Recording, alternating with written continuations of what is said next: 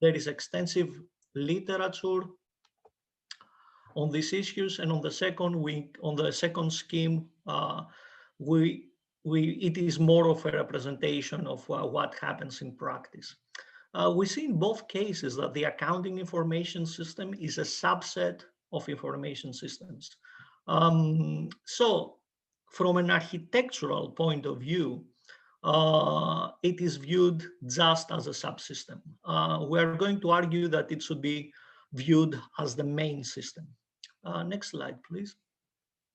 So information system can be therefore decomposed to accounting information system and management information systems. An accounting information system includes other subsystems, so transaction processing system and the financial reporting system.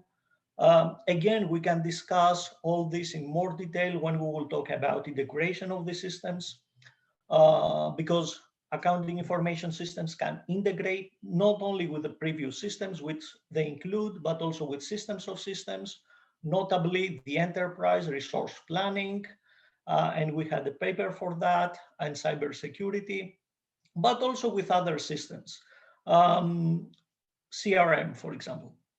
A review of management accounting and integrated information systems found a considerable degree of integration, but such integration can be in different dimensions.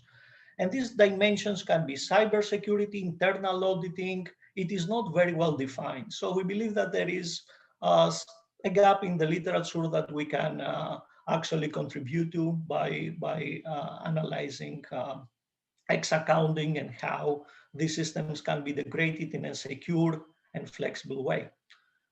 All right, yeah, that's fine. The significance of accounting information systems lies in the fact that there is a series of mandatory legal requirements. This is why it's so important to distinguish between ERPs and, in general, information systems from the accounting information system.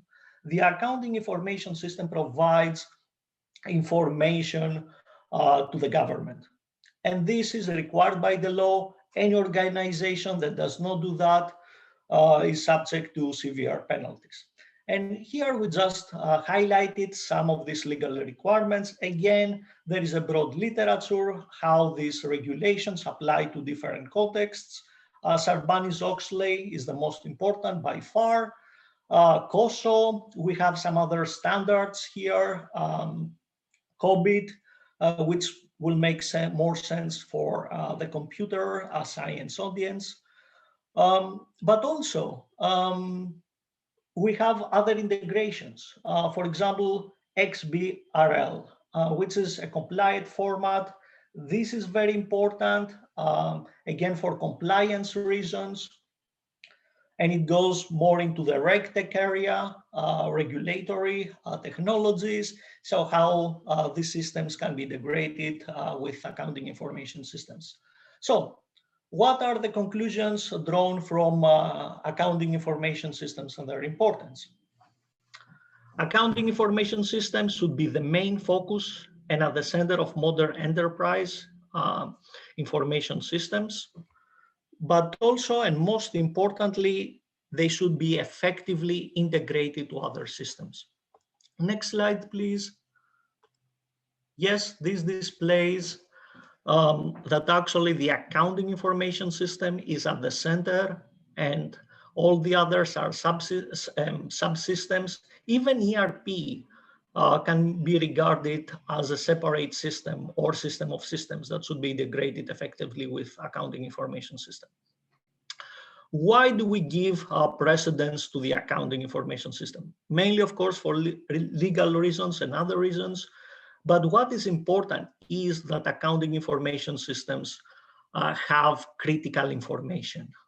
If this information is deleted by a cyber attack, or we have other types of attacks which will mess with this information, then it's a really big problem for the enterprise. Next slide, please.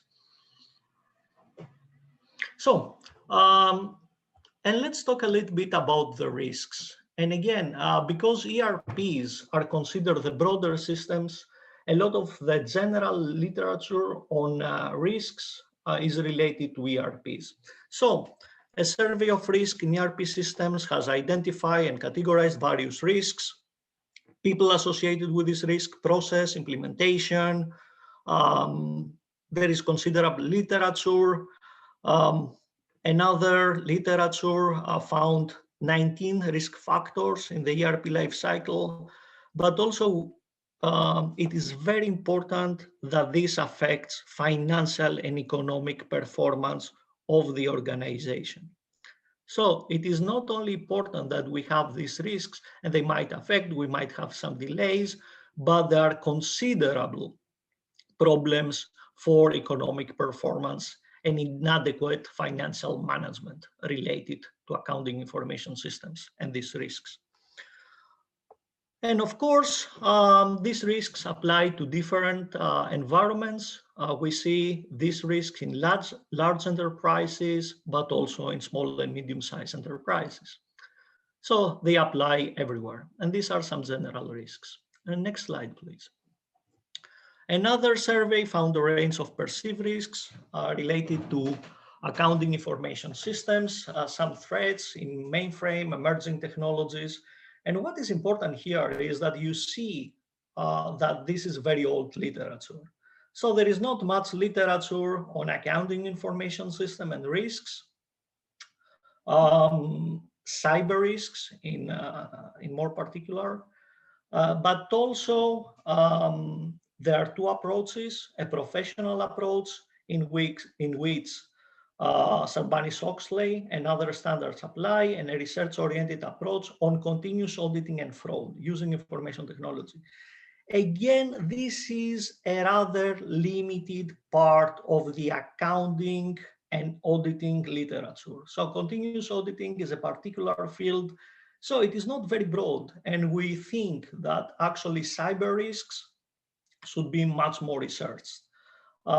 Additional accounting and auditing risks as fraud, again, there is a relationship with cyber risks. And of course, we see trends related with COVID-19, but also other factors. The examples with ransomware, they targeted some critical systems, and they target systems which are accounting systems. So we see increasing trends on some macro cybersecurity risks. And I think I have finished with the introduction to accounting and system engineering, and then my colleague Alessio is going to present some of the triple entry accounting and X accounting, and some of the limitations and how we can deal with some limitations in our model. Thank you very much. I hope you can hear me. And I just want to confirm, of course, that the importance of the accounting information systems, because the accounting is an essential part of all the business processes, and bookkeeping can be considered the first and essential step of the accounting process. It is currently based on consolidated practices that can be traced back to the Renaissance the period, and it is well known as the double entry bookkeeping system. Although very sophisticated and worldwide applied, the double entry bookkeeping system has been increasingly questioned for many reasons. And some authors attempted to implement so-called triple entry practices, although they followed alternative approaches targeting different weaknesses of the double entry system, and therefore each of them proposed different methods in different periods and worldwide. Because of this, identifying what the third entry might become is very confusing sometimes. At the end of the 20th century, for example, Fedor Ezersky formulated the so-called Russian triple entry, suggesting the use of 3 accounting books: the chronological entry, which is a kind of journal, the systematic account, a ledger, and then a summary of the account. However, the author intended to overcome one of the double entry system limitation for that time by constantly updating the inventory rather than only at the end of the period, avoiding therefore a lag between existing good in the warehouse and their value in the accounting books after each sale transaction. Therefore, it would be more appropriate to define this system identified by Jezerski as a triple book rather than a triple entry. This system can be considered, however, outdated already because modern accounting practices, in particular the International Accounting Standard 2, already allow the so-called perpetual method instead of periodic system that was the only known and allowed at that time. This will, of course, update the inventory without the need for an additional book. Then another system is that is very well known and is the one introduced by the Japanese professor in the 80s, last century, that suggested the introducing a third axis called the force to identify not only the income, but also the wealth that can differ from the income. The author defined the system as a momentum accounting, also intended to measure changes in accounting flows and considered as force measure. This is to highlight the extent of the changes in the account in the periods. The momentum accounting system, unlike the one designed by Jezerski, proposes only the introduction of the third axis, but not also a third accounting book. It aimed also to identify the wealth in the accounting practices as the additional source of information, considered by the author at that time a missing dimension to shed lights on other relevant aspects of the accounting disclosure. In terms of limitations, we can identify the main ones. Of course, it can be stated that the problem that the Russian triple entry intended to address is already solved by the modern perpetual inventory system, opposed to the periodic system, and the only one known at the time. The triple entry suggested by Professor Rigiri also attempted to provide a disclosure on the force in terms of changes in the accounts in the periods. However, it was not reflected by a clear representation in the financial statement. And in addition to these two methodologies, we can change the slides, please. Thank you. Other two methodologies, the previous two methodologies have no connection with the blockchain and with the aims of other models that were developed later, such as those that are showed in this slide. So the other two main converging paradigms most recently attempted to improve the double entry systems that are known REA, Resource Event Agent, and triple entry bookkeeping and triple entry accounting. These approaches aim to overcome the most worrying weaknesses of the double entry related to accountability and real-time continuous auditing. The issue with double entry accounting is that there is no connection between the different sets of books each firm holds. The records are separate and the transaction cannot be immediately mirrored among the entities involved in the transaction. Therefore, only a time-consuming and expensive audit investigation could prove the inconsistencies with reconciliation. So REA is a framework that involves the use of information systems by replacing some accounting objects that can be considered, for example, debit, credit, and ledgers with real objects, for example, the resources that are goods, services of money, the events that are the transactions, and the agents that can be identified with some nodes such as people, companies, or other types of legal entities. After the introduction of the internet, the upgraded REA model proposed by McCarthy suggested the implementation of an inter-enterprise shared ledger to avoid transaction being recorded twice in the entities that take part in it. This ledger was therefore expected to be the only one to be filled.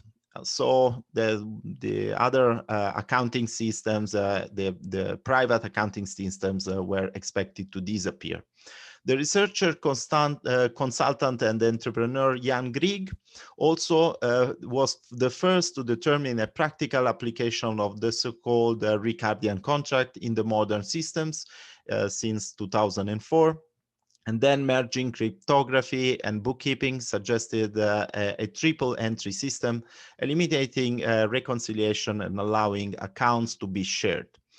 According to Grieg, a triple entry bookkeeping can be defined as the record keeping for two or more parties through a shared transaction repository, the STR, with a triple signature structure.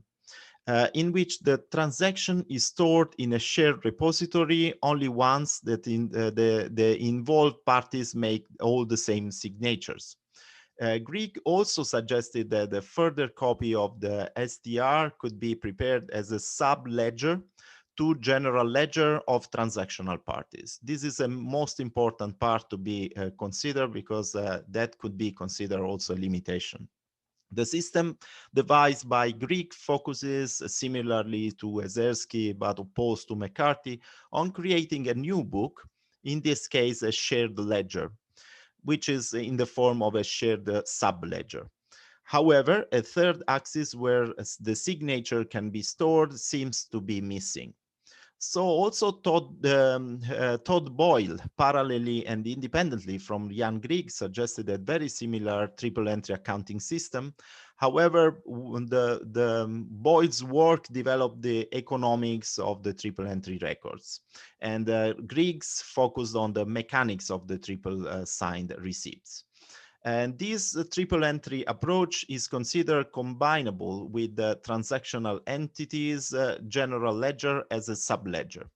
In the case of Grieg and Boyle, among many limitations, here are disclosed the main ones for the purposes of this research, and the solution that will be provided, in particular, those related to focus, the extreme focus on the payment systems only, the use of smart contracts limited to the bookkeeping process, no reference to accrual basis or fair value, and system designed as a private sector driven rather than public driven, and subsidiary ledger not efficient for integration. Moreover, specific reference can be made to implementing triple entry bookkeeping rather than accounting. And because triple entry accounting is referred instead to paradigms involving also additional steps of the accounting process, not only the bookkeeping. And despite the claims, all the above presented models focus only on the bookkeeping step of the accounting process, and therefore limiting their potential impact of the disclosure of the financial statements. Data entry and reconciliation is the bookkeeper work, while offering the so-called true and fair view when drafting the financial statements is the accountant's job. Although the grounding foundation of the accounting model, the bookkeeping process remains a mechanical procedure that can always be reconciled with documental evidence. However, it always requires further processing and also intellectual activity to determine also discretional choice or suitable options offered, for example, by the accounting standards, let's say the difference between first in, first out, or last in, first out. It depends on the choice of the accountants, or to adapt to the raw recordings to the accrual basis and matching principles. That is why, although remarkable, the focus on bookkeeping remains a limited approach that deserves more attention and consideration. Another concern, which is significant, that can be spotted in the current framework starts from the direct or indirect assumption that the private sector should drive the implementation.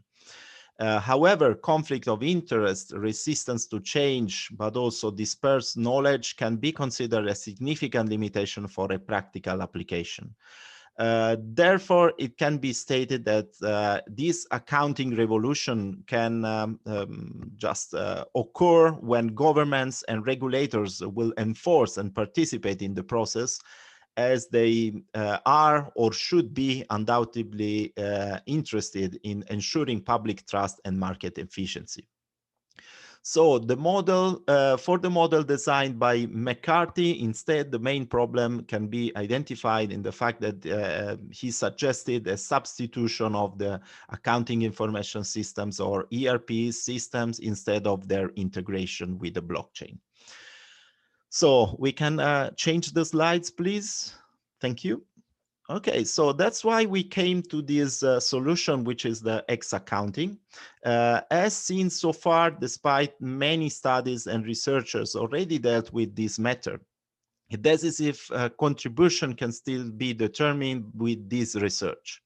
We try to address the main limitations that were explained before. So a practical application of the blockchain could be helpful for auditing purposes.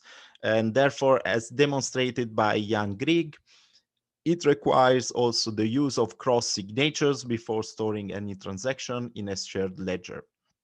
The system suggested by Grieg, although offering, however, a signature for each transaction, does not consider the need to another additional access to the account, as this new system will explain. A new access added to accounts leads to cross-identify each transaction. It also can guarantee perfect mirroring of the transaction towards external entity with which the transaction itself occurs. These systems therefore suggest focusing on not only on the basic bookkeeping, which is the first step, but also on other aspects of the matter of the accounting system. In particular, we have the introduction of a new axis, the hash, and the introduction of a general ledger, and the use of enhanced smart contract, similarly to Grieg and Boyle, in the first step, which is the bookkeeping step. Then we have also the introduction and the need for the use of artificial intelligence systems to take care of the accrual basis and the automation through XBR codification of the financial statements. So in addition to the aims of the previous models, the purpose of this system is also to ensure true and fair view and to refine the controls to ensure compliance with the accrual basis of accounting. So if we can change the slides, we can start explaining step by step all these novelties and these introductions that we designed.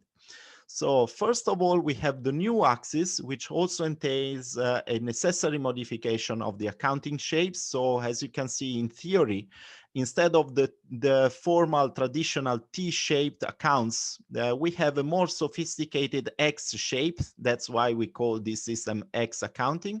So the X-shaped accounts allow identifying the heading on the top, then debit and credit respectively on left and right sides, and the hash at the bottom. But this is considered for a theoretical representation, while in practice, considering a common tabular version of the accounting information systems, we can just add another column to the general ledger for each account. And given the nature of the double entry bookkeeping system can always be considered valid, useful for the transaction recording, although integrated by the third hash entry. So as we said, the visual representation can be regarded as just in theory, since in practice, accounting information systems usually follow a tabular rather than a graphical shape that better fits the digital processing. So a subledger or subsidiary ledger provides insights into the net balance of specific ledger accounts. So if we can just change the slides, please. Okay, so we say that general ledger accounts in some cases only display an ending balance at macro level. Customer accounts, vendor accounts, bank accounts, or fixed assets are examples of the use of subsidiary ledgers. In these cases, the subledger provides usually the details that result in a general ledger balance, and only high activity accounts in the general ledger will use a subledger. Therefore, subledger do not appear suitable, as suggested by Grieg, to support a comprehensive mapping of all the transactions. And this is considered a significant limitation for the designed system by Boyle and Grieg. And that's why EXA accounting suggests instead to overcome this issue with the third axis and the third ledger. So instead of using a subsidiary ledger, we are using the third axis, and the hash additional column will be more effective. We have here then a practical application in the next slide. Okay, yes. Can we, yes, thank you. One more. Okay, so a practical application as an example of the simple use of bookkeeping application of the X accounting approach. In this case, we just can imagine a company that is selling products to the customer John. The subledger code is the 201 in the ledger on the left side. This is an example of a subledger that is related to the customer. So it's an additional codification, but it's very complicated. It's not suitable. So in that case, the traditional double entry system is enhanced by the third axis, as explained, the third hash column in the general ledger, plus the brand new book, which is the general shared ledger. That involves also the application of the blockchain system with the need for all the nodes involved in the transaction to sign the transaction and eventually embed smart contracts. Then there is also the identification of the timestamp that is attributed to the transaction, and then the hash generating and reflected in the general internal ledger. It can guarantee a perfect audit trail. So as you can see, this approach requires integration between closed internal accounting information systems that deal with the compiling the company private ledger and journal books and also another open permission ledger, shared ledger, that requires specific authentication and authorization permissions for cluster types of transactions. It was being recorded that in accounting, only external transactions are recorded. Therefore, it is possible to refer to a triple ledger architecture based on the fact that this system requires at least 3 ledgers to be compiled at the same time. So if we refer again to this case, we will have the other company that will insert, instead of sales revenue and also the of course the customer account, they will have the vendor account and the expense account, or a fixed assets eventually. So in this case, the hash will be exactly the same, which will be recorded in its own accounts, because the shared ledger will lead the same hash. So in this case, 3 ledgers will be involved in the transaction. We have the buyer's ledger, the seller's ledger, and the shared ledger. However, when the payment is performed, unless the smart contract already includes this at this stage, other parties are involved, namely, for example, the banks in which buyer and seller holds their bank accounts. In this case, up to 5 ledgers are simultaneously compiled in the same transaction, namely, in addition to the buyer, the seller, and the shared ledger, we have also the buyer's bank ledger and the seller's bank ledger. So these entities will involved in a transaction will be considered the nodes. So we will have 4 nodes, and for each B2B transaction, we will have n plus 1 ledgers. So we will have nodes, the number of nodes plus 1, which is the shared one. That should be simultaneously updated, including the shared ledger, of course. In B2C transactions, however, as the customer is not supposed to record his transaction in a ledger, and ledgers will be simultaneously updated. And despite the missing ledger of the private customer in the B2C transaction might appear also a weakness of the system, the enforcement of cashless payments method could still ensure and at least 3 ledger should be filled, so guaranteeing also the audit trail. Granting authentication and authorization permission in this system will be essential to guarantee trust and transparency, and still missing hashes due to incomplete signature will not disrupt the internal accounting process, which will continue as a double entry bookkeeping system. However, the lack of any hashes and timestamps associated with some transaction will immediately flag potential inconsistent records and therefore alerting internal and external auditors, facilitating their job massively. Auditors, public revenue authorities, and financial institutions could be eventually included in this process by granting them specific authorization for some types of transactions.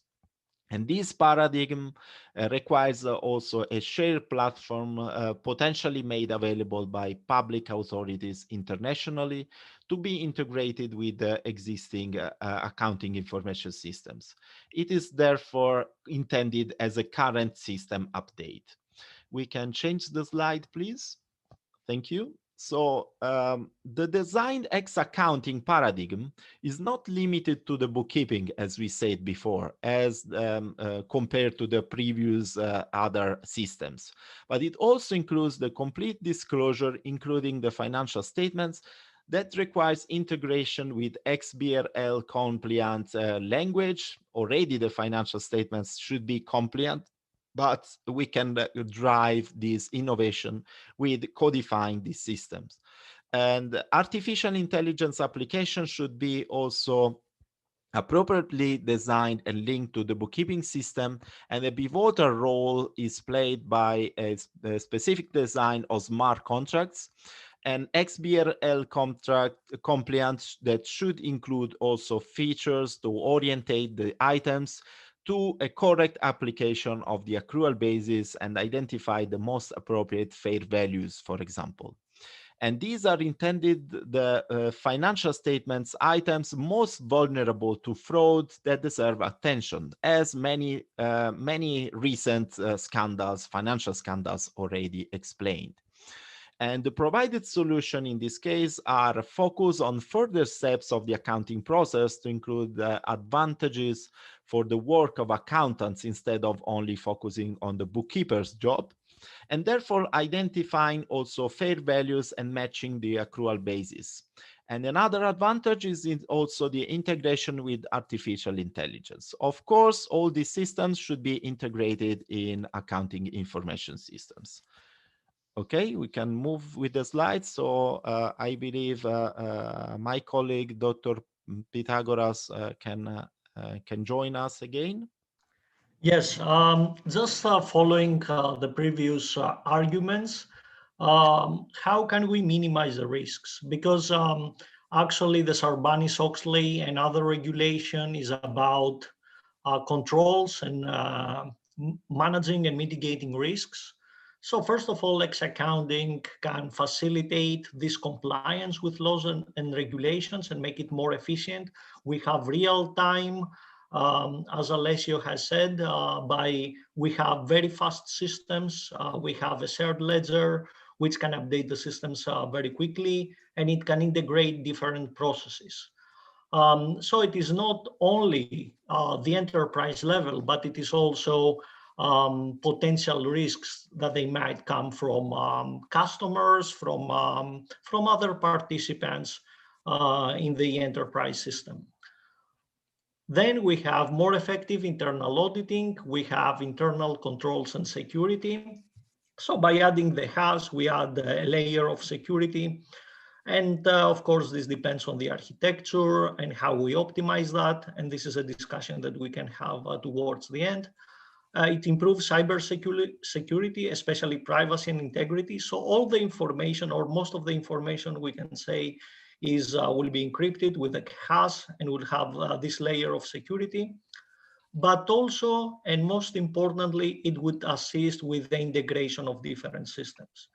And the initial integration will be at the cybersecurity and the hash levels. It can be on the operation level. Different enterprises, B2B, could use this system to integrate their operations. This is very important for some applications. For example, when we have just-in-time systems, supply chains, it is very important that this will be on real-time orders. They can be not only very fast, but also secure. So these are the benefits, and we can expand that towards the end. And I will go back to Alessio, who will wrap it up. Yes, exactly. Thank you again. And this is just a comparison between the systems designed by Grieg and Boyd that are very similar in terms of aims, although limited because they are not expanding their aims to the other further steps of the accounting. So as you can see here, instead of a sub-ledger, we have the X account, the third axis, which is the hash. And then we also have a shared ledger, which is a general ledger, not a sub-ledger. And we have also similarities with Grieg and Boyd with the smart contracts, but these smart contracts instead intended by us, they are not limited to payments, methods, or other basic features, but also they should involve some other integrations with artificial intelligence and also XBRL features that will be aimed also to automate the other further steps that are the trial balance, adjusting, and the financial statements. So we just want to I want to thank you all for listening this presentation, and of course, if there are any questions, we will be glad to answer. Thank you. So thank you very much, Dr. Petratos. Thank you very much, Dr. Faccia. We'll just leave 1 minute for people to place questions in the chat. I'm also going to release, okay, so we have some questions. I'll just let you pick them up and answer.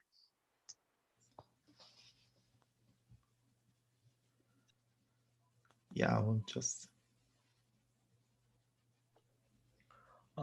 First of all, your question is what type of implementation?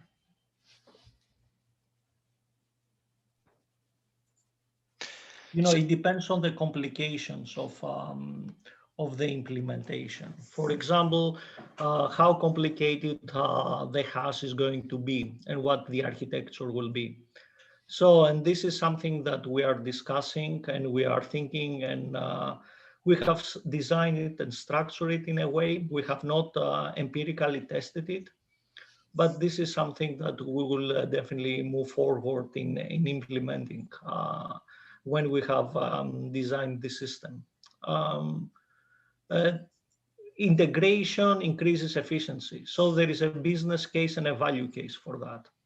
So even if there are costs of implementation, I think there will be many more benefits. This is how I can answer this question, since we don't have yet empirical evidence on that. I mean, we can have a chat about that.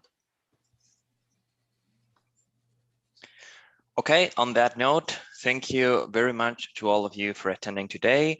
Dr. Faccia, Dr. Petratos, if you want to leave any contact details or anything in the chat, you're free to do so. And I want to thank you personally for giving this presentation today. On that note, we'll be closing today's edition of the online open seminars. Look forward to seeing you next month. Do not hesitate to get in touch if you want to also give your own seminar in this series. Thank you. Thank you very much for inviting us.